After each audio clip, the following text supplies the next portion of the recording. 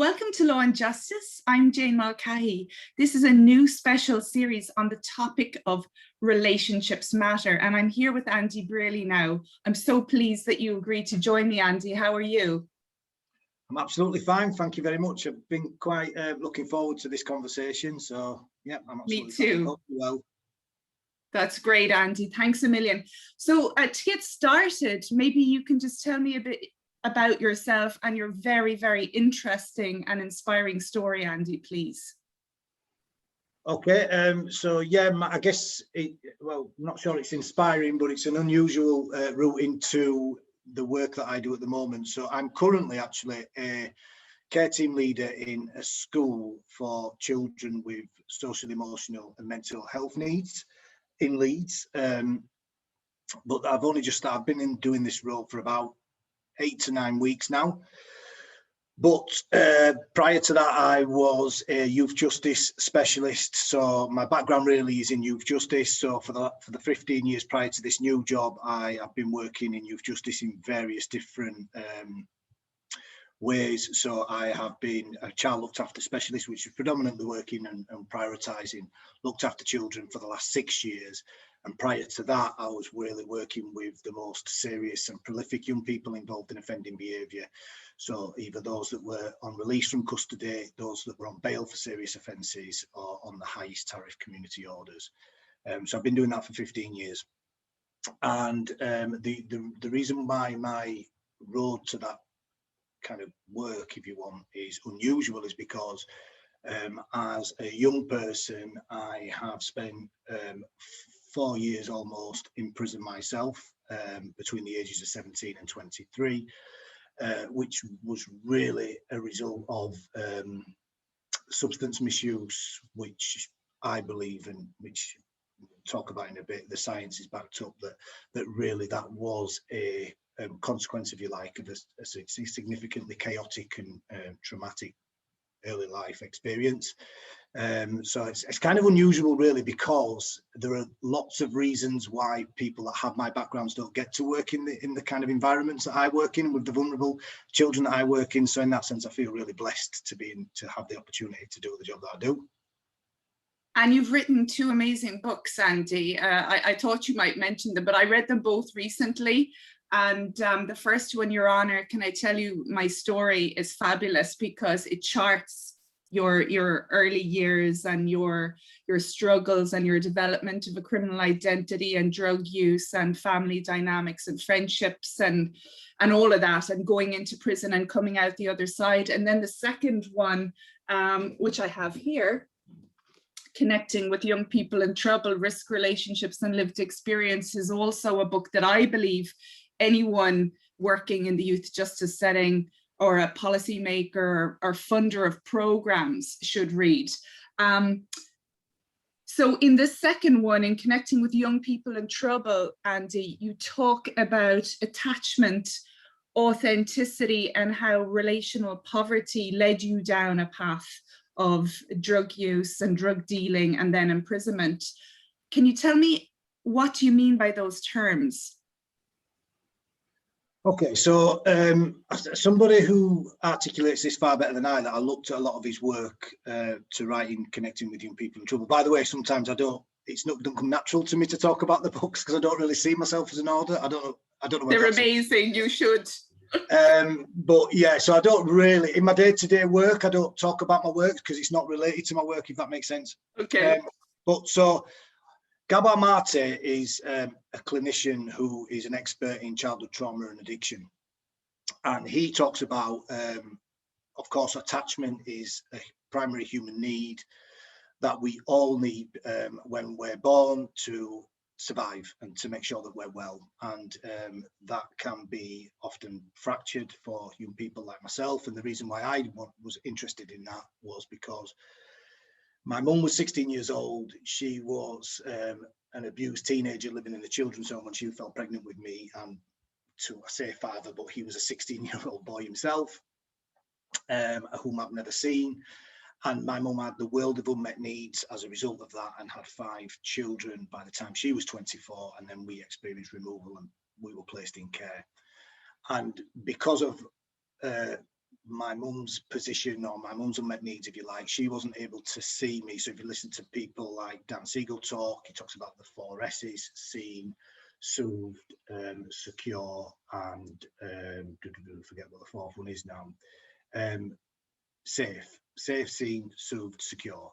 So if you think about all them things that a child needs, my mum wasn't able to meet those needs.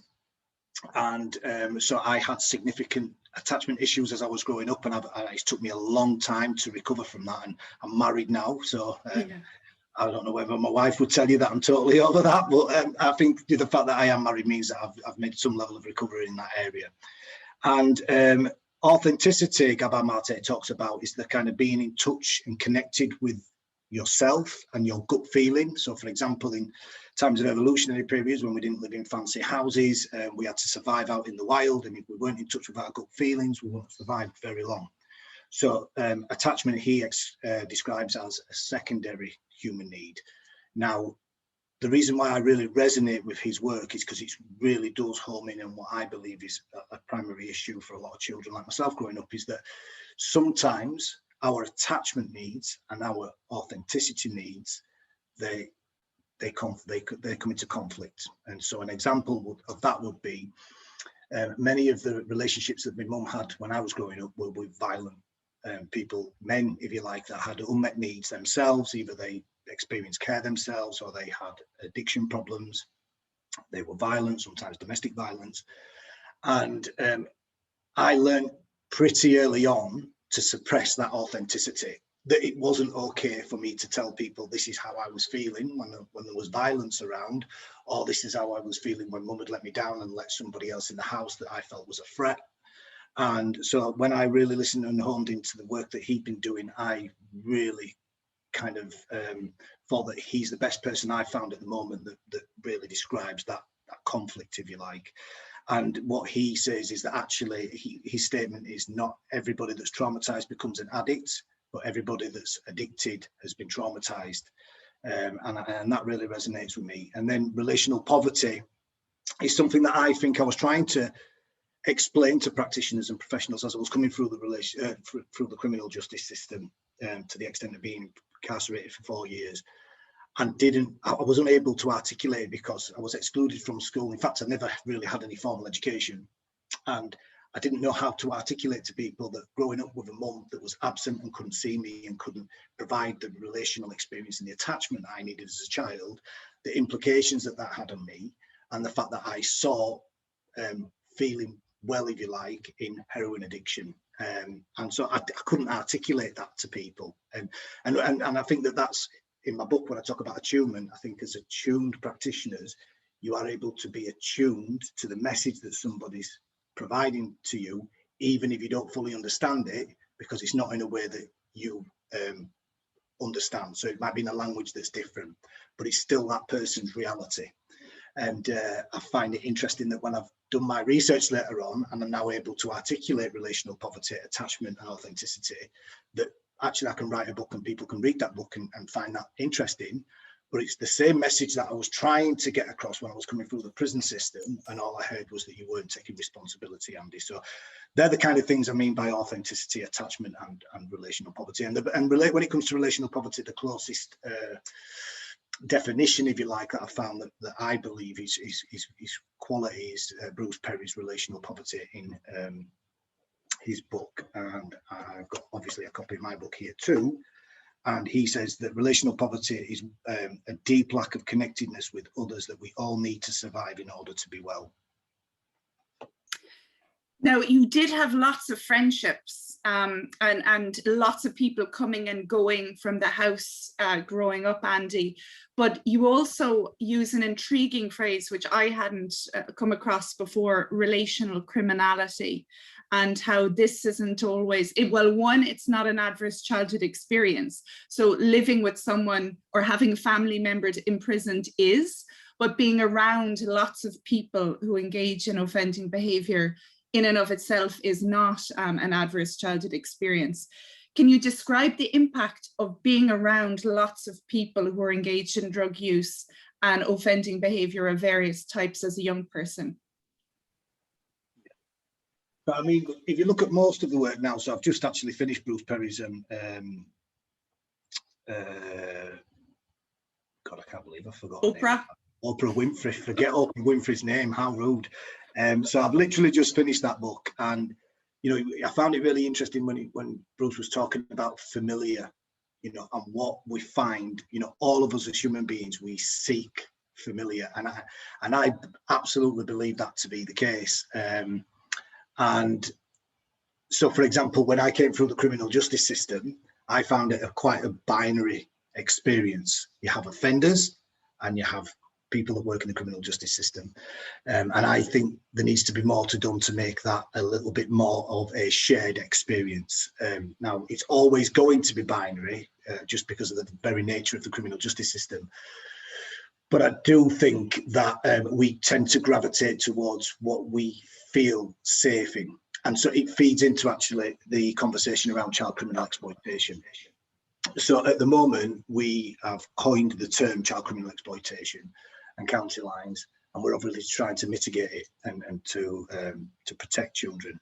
And I think that, you know, for lots of the work that I've been reading around Dan Siegel's interpersonal neurobiology, the construction of the brain, how it evolves or how it constructs, particularly in the first 3 years of life, but how relationships are biology. So if you're growing up and you're surrounded by certain behaviors, then the way that manifests itself, I believe, is that you will grow up and you will be surrounded by people that present certain behaviors, and that will become familiar to you.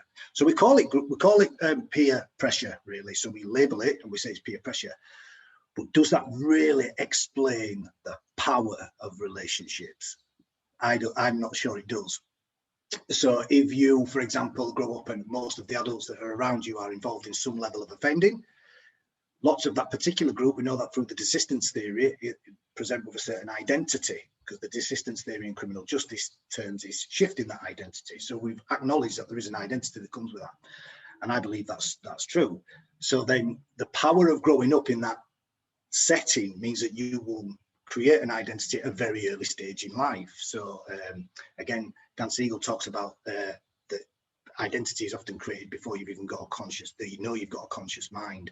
And so if you get to 15 and 16 and all you've done is spend time with lots of people involved in offending or substance misuse or addiction, where it manifests is that you will then feel comfortable in them types of relationships, and coming outside of them relationships is very, very difficult. And again, that's why I talk about the power of lived experience. It's not that I'm saying somebody with lived experience is better at doing the job than someone that's not, but I'm thinking on a social level about helping and supporting people come out from that environment and into different environments. And I think it's really helpful if they see somebody that they can identify with on different levels that can support that transition. We might come back to that value of lived experience a bit later. But as a young boy, Andy, when you came in contact with various services, but before you were really in trouble with the criminal justice system, you know, when you were in the care system, let's say, or with schools, with teachers and that type of thing, before you ended your education prematurely, you, I imagine, had a nervous system that was in a chronic state of defense, to use Stephen Porges' type of language about the vagus nerve and just being on edge and hypervigilant, or perhaps then also shut down upon occasion through use of heroin or whatever else. But did anyone ever discuss the harmful impact of the experiences that you had? The attachment experiences, the relational criminality, the relational poverty, the trauma itself with you? The simple answer to that is no. Now, I sometimes reflect on this. Of course, I'm a practitioner now, and you know, I try to get children to reflect about their experiences and their behaviour, because two things are obviously true. People make choices. I hear this all the time. And, you know, I think, well, it's the most obvious thing to say. Like, my child is 5 and she makes choices. Yeah. The question is, why do individuals make choices? And that's an individual kind of digging deep and finding out yourself and taking people on that journey to understand themselves, their authenticity. And no, that didn't happen with me, but I sometimes wonder whether, I mean, I had 18 different places to live that I'm aware of, that I did an activity and wrote them down before I wrote my first book. By the time I was 13, I landed in Stoke-on-Trent. Now that is, I don't know whether how unusual that is. I don't see that level of instability in my work now with young people. And so my mum, I always say, if my mum got paid for avoiding services, would have been economically stable, let's say. So because she was an expert at it, and that came from her experiences of removal and children's homes, and she was running away from children's homes regularly when she fell pregnant with me. So I had this unusual experience of going from school to school to school to school to school. So nobody ever really had them conversations with me. And we were in a different time. I suppose I was incarcerated in 1999. Let's say the adverse childhood experiences research was done in 1997, 1998. So that wasn't distributed then. And I think that we are in a different place now, and we are asking different questions now with individuals. But I still think because I went from place to place to place, and here's the thing with trauma is that when I rack up at a different school at 12 or 13, when I was in Stoke, for example, they would have seen a kid that's come through that's quite resilient, you know, quite naturally gifted. In fact, I can always remember my geography teacher. She was taking me into the store cupboard, which I'm sure they wouldn't do these days. But she always used to say, Andy, you know, you're relatively bright, but you always want to be the class clown. And I always remember her saying that. But she didn't know that I'd had absolutely no education. So I'm sat in her geography lesson and I have absolutely no idea what she's talking about. And all my classmates are down with the pen and paper. And I just feel isolated and lonely. And I always think back to the kids that were excluded from school when I was there. It's the same thing. They're the kids that were coming from the same backgrounds. They were either looked after and not in a stable placement, or they were living at home with parents, and there was relational criminality and stuff. So, you know, and I think that by individualizing programs for people, we're missing a trick actually, and we're missing the power of relationships and attachment, I think. One of my favorite books or bits in your book, the second one, was when you were describing a program to do with thinking skills or cognitive distortions in prison. And some young women, middle-class women, were leading the program, and you were trying to have an exchange with them, but lacked again the language, I think, and the knowledge probably of this science to really explain what happened. But they couldn't see your point of view, or were trying to get you to take responsibility. Which is such a key thread of the criminal justice system in Ireland as well, and risk management and thinking about the victim, without any willingness to see you as a victim too, or as a survivor, but a boy who'd been through an awful lot of things, and a young man who was, you know, up against it in many ways. Would it have made a difference to you had someone, do you think, you know, if they'd had the knowledge about trauma and interpersonal neurobiology and relational poverty and relational health, to kind of get through to you more, or make you buy into the intervention even? I truly believe it would. And I think it would have been a less of a shaming process for me. Right. And, you know, I think for me, it's the narrative then of the conversations that you're having with an individual. So that course, the CBT course, I'll never forget it, because I got to the end of it and they referred me to, so I did it was called Prisons Against Substance Related Offending. So that was my fourth prison sentence. It was the only time that it worked out that every offence that I committed was whilst I was under the influence of alcohol or heroin or substance, which I'd never even worked out, to be honest with you, by that. Right. You know, because I'd get out of jail and get a job, and then it was the substance misuse, which also had an implication in terms of risk management, because when I was on probation, because I was working, I was very low risk. Right. So it wasn't about my needs as a traumatized individual that was really resilient and trying to get on and trying to change my life around and desist from offending. It was that he's working now, so he's lower risk, but it's not about the risk, it's about the need. And right. Actually, you know, if I'd have had more relational support and had them conversations about, actually, why is it that you're going back to substances, Andy? Let's have that conversation. You know, the fact that you've grown up around substances your entire life, the fact that mum's not been able to meet your needs, and what are you getting from substances? Yeah, I'll be honest with you, 20 minutes in a room with a probation officer, them conversations never had. So I do think it makes a difference, because I think it changes the types of conversations that you're having with people. And I believe that relationships are absolutely vital. Whether it's substance misuse and mental health, criminal justice, doesn't matter what it is. The key theme across it all is about relationship. And if I believe that you're attuned to my experience and I feel valued because you're listening to my worldview, whether it's right or wrong, is kind of beside the point, to be honest with you. It's about my truth, because we all have different truths. And the criminal justice system is convinced that it can find truth. But even now, where I am now, I could tell you a different version of some of the offences that I was arrested for than what was presented in the courts.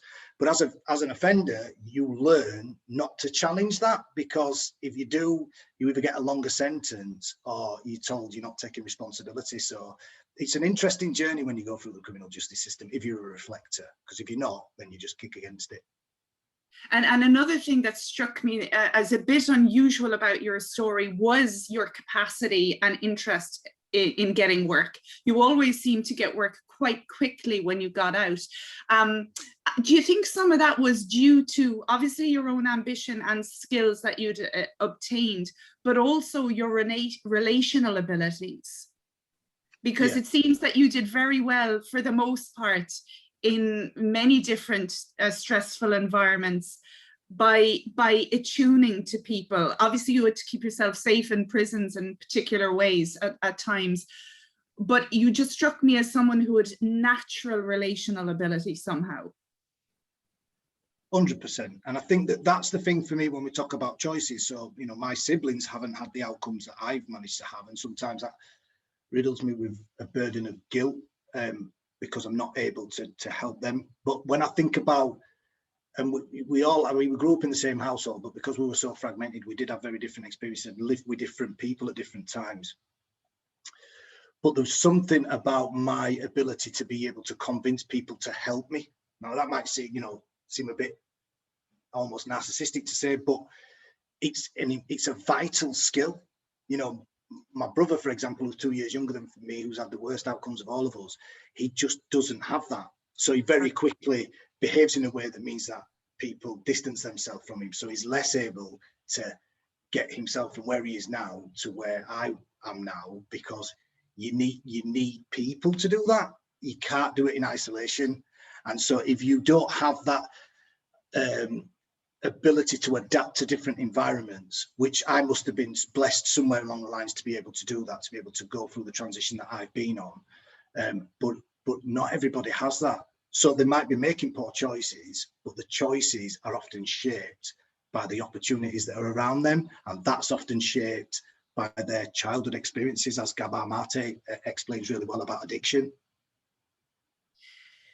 Andi, why do you think youth justice practitioners should stop using the term engagement and instead use the word connection?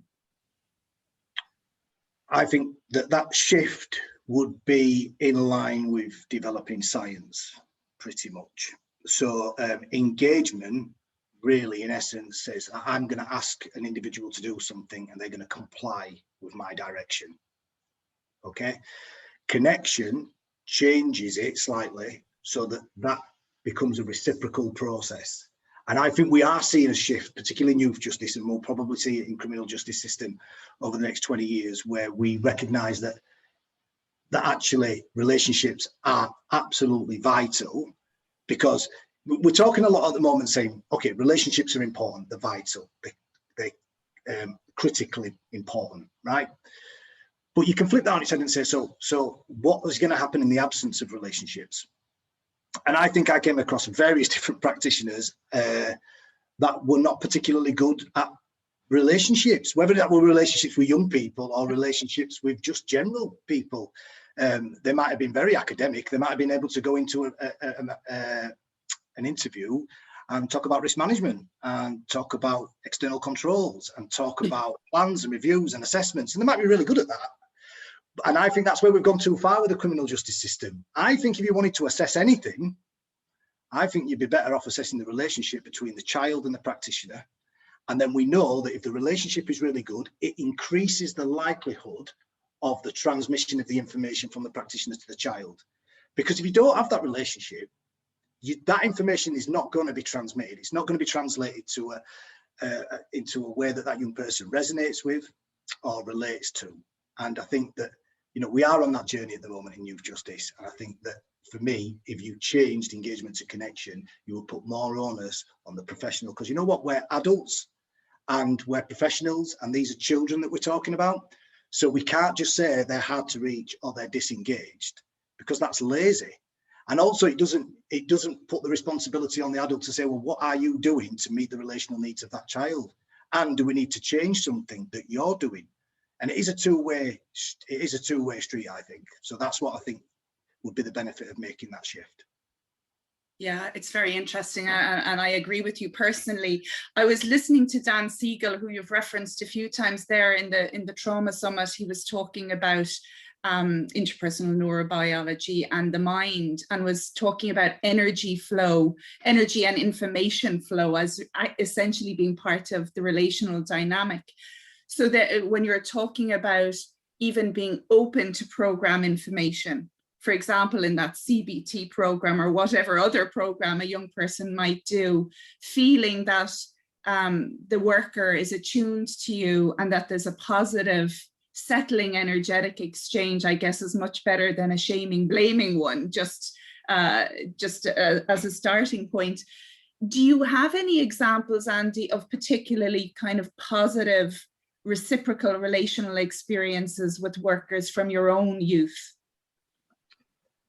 Yeah, I do. So Bessel van der Kolk in his book, The Body Keeps the Score, which I've referenced in the book, he says social support is not the same as merely being in the presence of others. The critical issue is reciprocity, being truly heard and seen by the people around us, feeling that we are truly held in someone else's mind. And I think that, for me, it goes back to the kind of, if the criminal justice system is a binary process, you're gonna, you know, it's not the people that you're actually connected to are actually other prisoners, and that's an intervention, you know. And so we need to do something to change that, because safety is the intervention. But yeah, have I got examples? Prison officers, right? So it not necessarily the most academic people, but the people that came across as genuine and authentic, and weren't necessarily politically correct, if I'm being totally honest, and would just. There was one conversation. I did the Community Sports Leadership Award in Dearbolt Prison, and I can remember saying to the prison officer, "Who's going to let me work with kids when I get out? Because I'm a prisoner." And I won't repeat exactly what he said, because it won't be.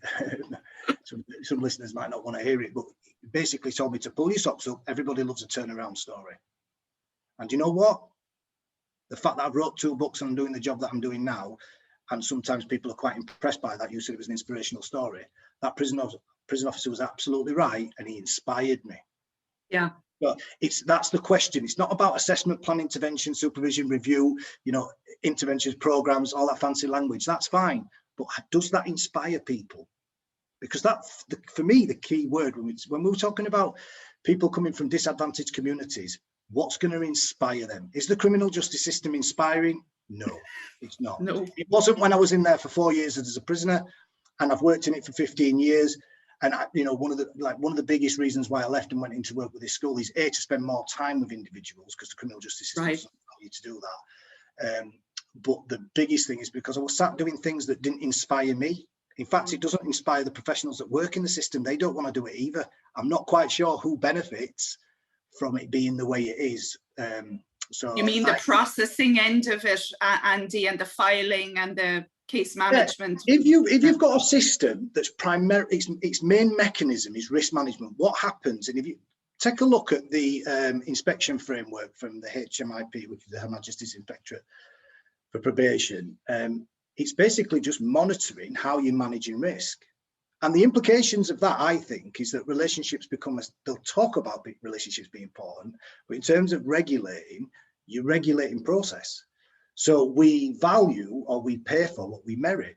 And so we talk about relationships being important, but what we pay practitioners to do is sit behind computers, pumping out these massive documents. And then if the person, so the risk assessment is low, medium, high, if they meet high, they'll do another report for another risk management panel. We'll get the managers involved and And I just think that's a massive waste of public money, because that is not a relational experience. Doesn't mean you don't manage risk, but it needs to be more dynamic than that. So you can free practitioners up to have them secure connections, because that's the way that you're most likely to change behaviour, in my view. Good. Is it possible, given our focus on risk management, to still build positive relationships with young people? Or do you think we need to focus on the relationship first, and then we can maybe look at risk and develop a plan with, you know, co-produce a plan with young people? What do you think, Andi? I think you can do both at the same time. I really believe you can do both at the same time, but I think we really need to train practitioners the implications of risk management and the fact that it's a binary process, because what it does is it creates heroes and perpetrators or offenders or whatever, and I think the whole thing is far more complex than that. And I think that if we train practitioners to think about what risk does, so the model risk relational paradox in the book, I thought was my best attempt, to be honest, at trying to take that task on, to get people to really reflect. Again, disengaged, hard to reach. Well, what are we asking them to do first? And what are we doing when they come through the door? And if we recognize and really reflect, and I think that's the blessing that I've had as having someone with lived experience, is because I've just continuously reflected about that all the time, because I've been on the receiving end of it. So I think you can do both, but the risk assessments need to be dynamic, and they need to be user-friendly, not a big, massive, complex assessment tool that we've got in youth justice at the moment. And that would free people up to then make those connections and then increase the likelihood of desistance. You talk about the risk switch as well in connecting with young people in trouble, and then also child criminal exploitation. Do you think our focus on kind of these sinister adults, maybe recruiting vulnerable kids into networks and that type of thing, overlooks the fact perhaps that they were vulnerable children with trauma histories and relational poverty and all of that in their circumstances as well? And how might we better engage with that whole complex process that's going on, in particularly in more deprived communities? Let's face it, the gangs are less prevalent in more economically secure neighborhoods. Complicated question. So for me, if you freed practitioners in the youth justice system up to go out and spend more time in communities, that would help. What they might say is, it's a statutory service that does X and Y and Z, and that should be up to the youth service or other services. And that all that does you'll find it from schools. You know, we're not social workers, and I think for me that's because we've fragmented services and fragmented people's responsibility. But we've lost the essence of community and relationship, in my opinion, because we're continuously individualizing programs for individuals, and what that does is it significantly blames them for their own outcomes, when we know on a more societal level that racism, systemic inequality, marginalization, you know, social exclusion, drug addiction, all these things are playing a role on a more systemic level. So for me, yes, I think what we're doing is almost like a default position is to further demonize communities that are already demonized, and we're doing that because we're looking at things through a silo. So it might be youth justice, or it might be child criminal exploitation services, or it might be probation, or it might be mental health services. But actually we're not thinking about relationships and how vital they are in development, in human connectedness. And so we need to think about that, because I think we're living in a neoliberal society, which is, I'm not saying that's a bad thing, but it has consequences for the most vulnerable. So if we're not careful, we're going to over police them, which you hear in Black Lives Matters, etc. We're going to over police them. We're going to almost think that a divide and conquer approach is the best way to do it. And on an individual risk management lens, that probably is the right way. But we can't forget there are unintended consequences. So for example, in the book, what I was looking at is, I was exploited when I was 17 years old. There's no doubt about that. My whole house was taken over by adult. You've read the book, right? So would you agree with that? Right. So, but what I don't want to do is just say, well, that was his fault, because it was far more complicated than that. And we were connected in a way that made sense at that time. So there's no point me sitting here and demonizing my mum because she was vulnerable and she couldn't have her needs met, so she didn't meet my needs. There's no point me saying that drug dealer, he's to blame for my decision making, or that I'm entirely to blame for that decision making process. We need to think about how we're working with communities that are disconnected and work with them in a more inclusive way, really. That's what I would suggest, and be out there in them communities with them rather than pulling individuals out and delivering interventions to them. Yeah, I loved your focus on the village. It reminded me of Cormac Russell's a book on rekindling democracy, where he says we don't have a young people problem or young people at risk. Well, they are at risk, but we have a village problem, is what he says. So again, it's go back to the community and try and build up community. Or where were the people to support your mom and to support your family? Where were the services? Like at one point, I think you say you were heavily involved in addiction in your teens and selling drugs, and there were other kids in the house and no one was looking at what was going on for them. Where were the services looking at their needs? But not just the services, I suppose. Where were the other strong, loving, supportive adults in the community? Yeah, and that's the problem, isn't it? Everybody, we've created kind of disconnected communities, and within them, disconnected families. And I see it in my day-to-day job now that really people just want the problem moved elsewhere. And so we've lost that sense of community. And there's 101 different reasons. I'm not bright enough and I'm not a historian, but I'm not great with politics, for example, but we seem to have come further and further and further away from a sense of community, which probably happened after World War II in terms of all picking together and picking ourselves up after that. It seems that we've gone in a completely different direction. And that's my worry, is that, where do we go from here? We've got this developing science. It tells us that children need, secure bases and secure attachments in their first 3 years of life. It's absolutely vital. If we don't get that right, it can lead to various adverse childhood experiences. And then we pay for it. It's an awful thing to say, but in terms of the public, purse, you end up spending that throughout a life course. And that doesn't seem to make sense to me. It just, you need to get back to what we know, is that we are connected on a human level and we need each other to survive. And let's take care of each other a little bit more than we take care of the kind of family finances, if you like. But I don't know how to do that, because I'm part of the problem too. So I think Bruce Berry talked about in one of his talks I was listening to, saying that I like my fancy things as well, and I'm part of that process too. So we've got some real digging as a human race to really overcome some of these challenges, if we care enough. Not to blame the individuals that fail, and recognise that we're all responsible in some way, so we've all got to be the solution in some way. Right. I love as well how James Docherty, another lived experience practitioner and inspirational character, said in his Ace Aware Nation talk at the very end that we belong to each other.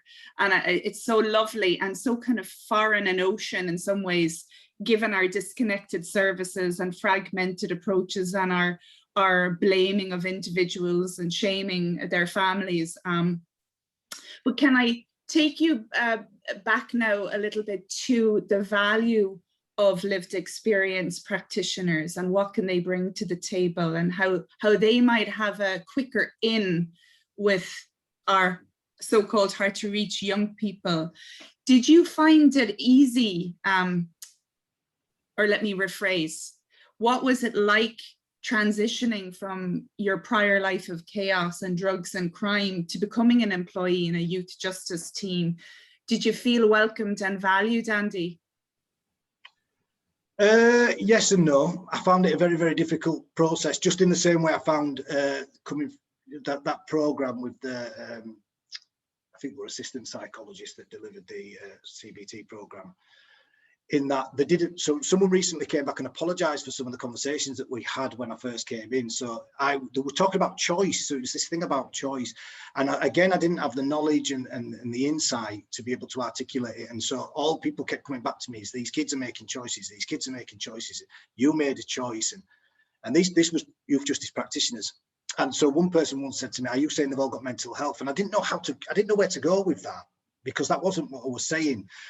But now I would say that these people are experiencing relational poverty, and they're struggling because of adverse childhood experiences. And there are biological things that are happening in their body that mean that they're probably not accessing the relationships that they need to recover and to heal. So I didn't know how to say that. So I found it, again, quite a lonely place transition. But I stuck with it and I got through it, which I suppose is credit to myself. But there were one or two, like probably 3 or 4 that helped me with my study. I mean, I got a degree, you know what I mean? And I never, you know, that was just when I got my degree, and I took my mum to Manchester, so she's seen the graduation. You know, that because I can't.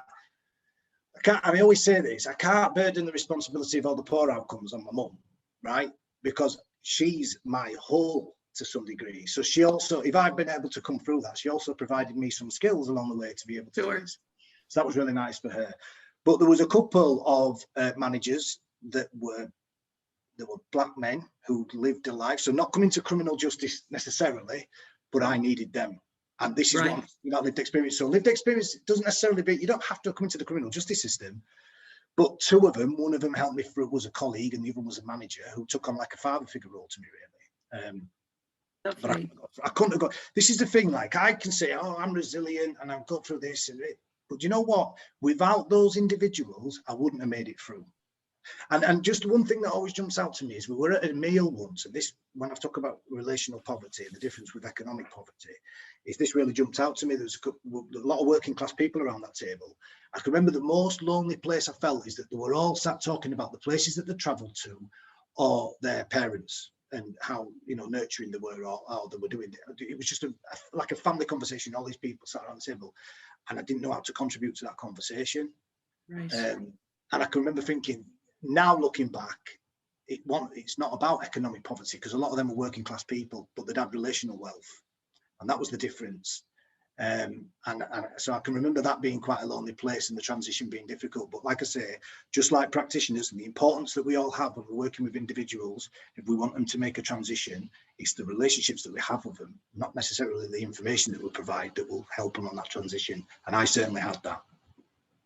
It's wonderful. It's great that you had that, because as you say, we can't do it alone, whatever it is, whatever our accomplishments are, there are people behind us who have held us and helped us find our potential or start reaching it.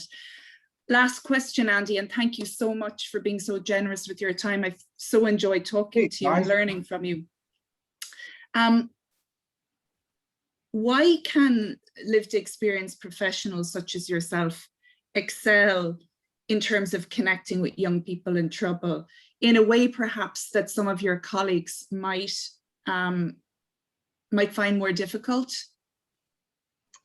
Well, I think it goes back to what I just said about those individuals. It can feel lonely. I felt coming into youth justice predominantly that I was surrounded by academics, really. People, and they might not see themselves as academics, but they use language that I just didn't understand. Positive factors, risk factors, assessment, plan, prevention, supervision. This stuff made me feel like I've got no idea what I'm talking about, but I did, because I've made the transition. So I think for me, it's about that. It's about going back to inclusivity and familiar relationships.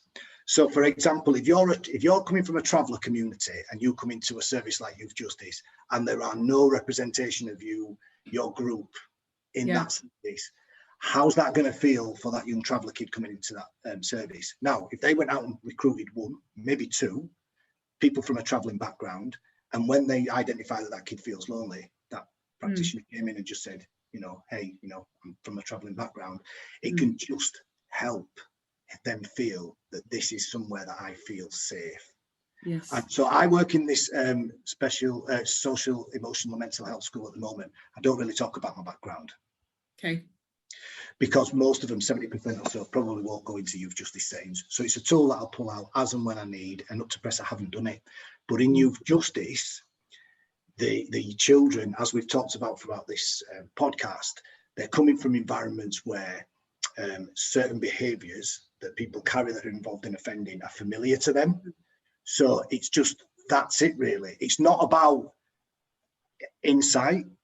But it goes back to, because I see everything through relationships, I just look at who's the most likely person to have the best relationship with that individual.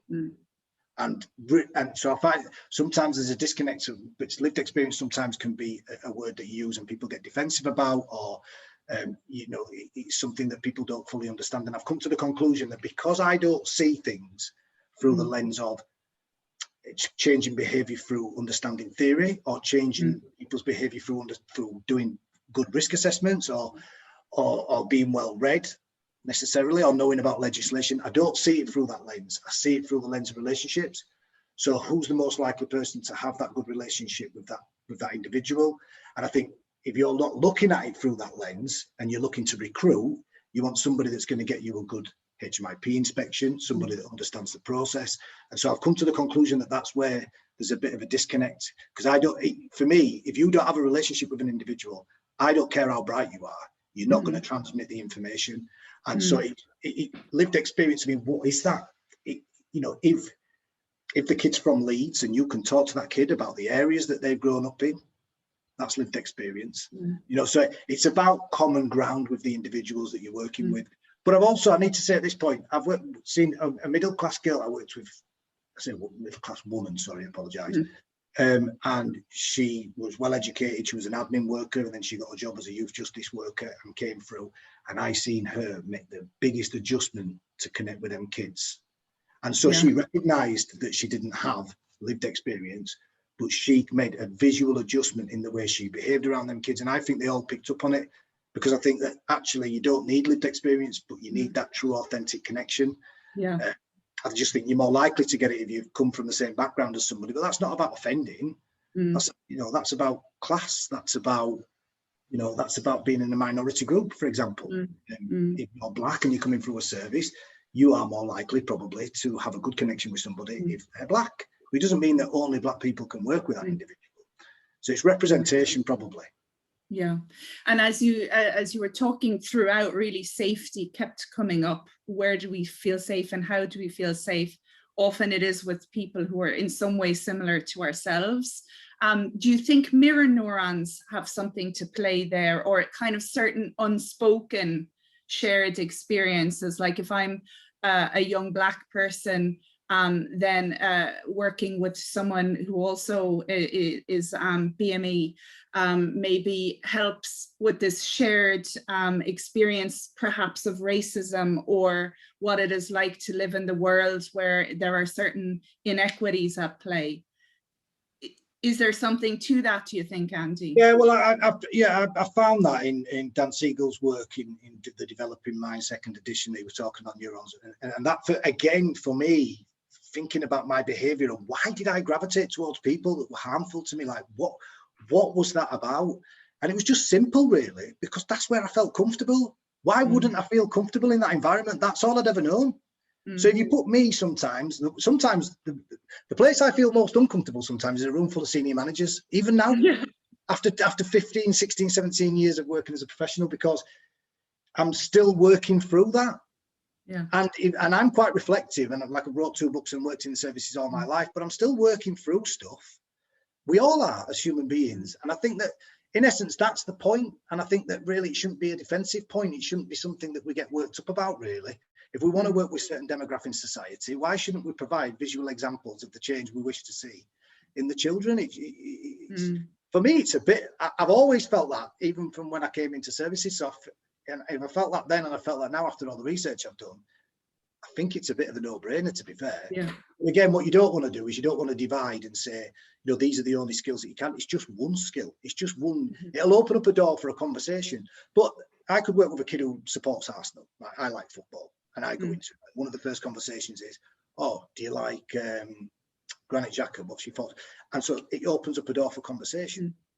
But I do think that because of the mirror neurons, and as you've just said, we all gravitate and feel comfortable in environments that we feel safe in. Unfortunately, children like me grow up and gravitate towards really unsafe relationships, but we can still present people that represent that identity that are safe, like myself. So it can be done.